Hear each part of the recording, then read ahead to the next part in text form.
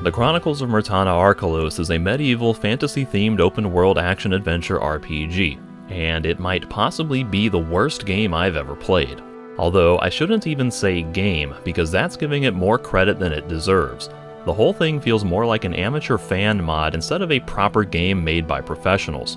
The fact that they're charging $0 for this supposed game just goes to show how much faith the developers have in their own creation, since it's apparently worthless even in their eyes.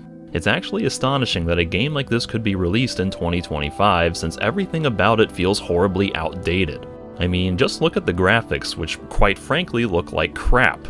All the models and landscapes are so low detail that you can count each individual polygon, and there's absolutely zero facial animation or proper lip syncing for the characters. The rest of the animations are really stiff and robotic too, so it's just really hard to buy into this world when everything looks so bad.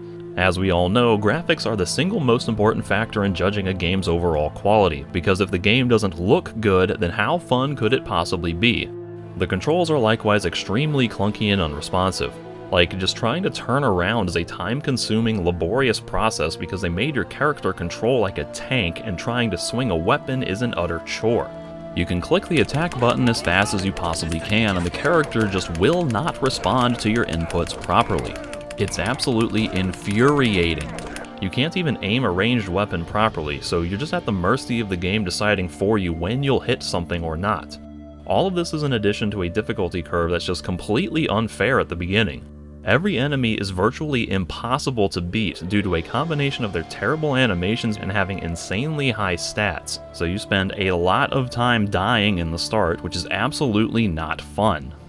The whole appeal of playing these kinds of games is the power fantasy of being the chosen hero who can beat everything from the start so that you feel like a true god among men, but this game makes you feel like a completely regular, normal, unskilled pleb who struggles with everything, which is just objectively unfun.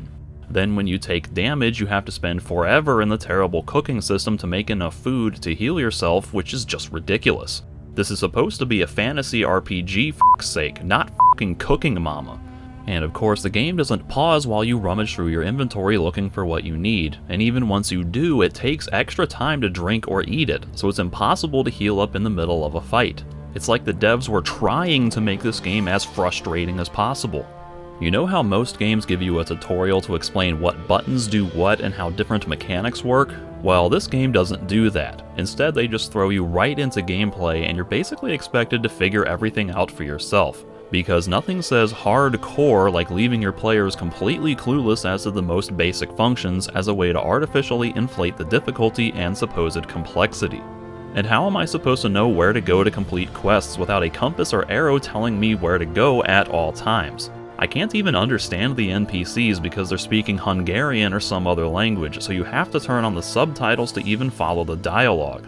If I had wanted to read this much, I'd be reading a goddamn book instead of playing a video game.